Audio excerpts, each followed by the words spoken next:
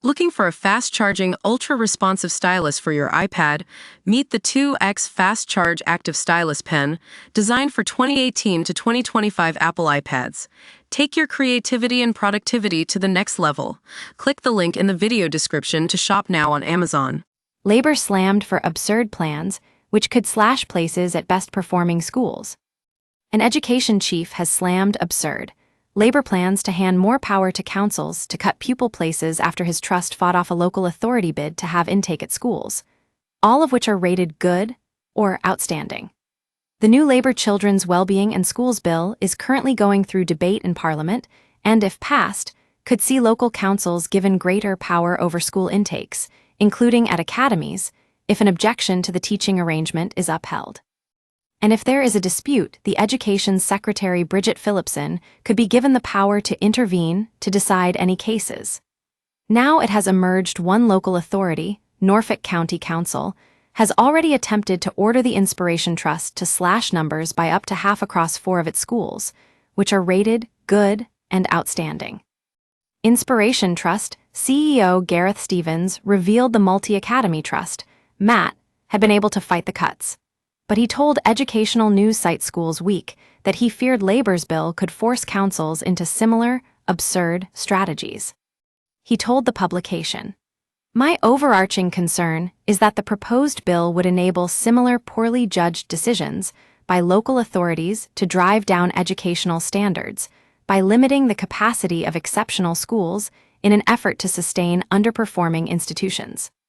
Read more, Labor accused of vandalism, as VAT move prompts school applications slow down.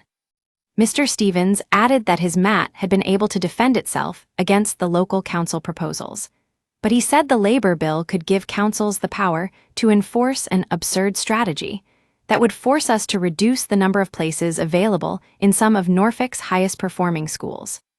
He said, "Given that Norfolk as a whole ranks 141st out of 143 local authorities at Key Stage 2, it is entirely nonsensical to have the number of available places at this outstanding school."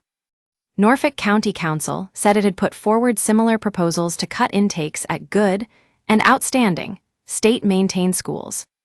Education Secretary Bridget Phillipson has been accused of trying to dumb down the curriculum and lower standards further under her proposed reforms to schools. Don't miss Labor challenge to ban mobile phones in schools this week spotlight. UK inflation surges from 2.5% to 3% in another blow to Rachel Reeves' report. Fury as Labor MPs once again vote against a child rape gang's inquiry report.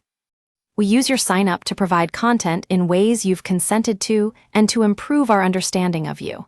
This may include adverts from us and third parties based on our understanding. You can unsubscribe at any time. Read our privacy policy. Conservative Shadow Education Minister Neil O'Brien said MS Phillipson has no positive vision, as he bemoaned moves to no longer support some subjects for state school pupils, including the decision to end funding for the Latin Excellence Program from this month. He described the Children's Wellbeing and Schools Bill as the worst of all, because it takes a wrecking ball to 40 years of cross-party reform of England's schools. The bill would require all state schools, including academies, to teach the national curriculum. It would also allow councils to open new schools which are not academies, and it would end the forced academization of schools run by local authorities, which are identified as a concern by Ofsted. All teachers would be part of the same core pay and conditions framework, whether they work in a local authority-run school or an academy, under changes made by the bill.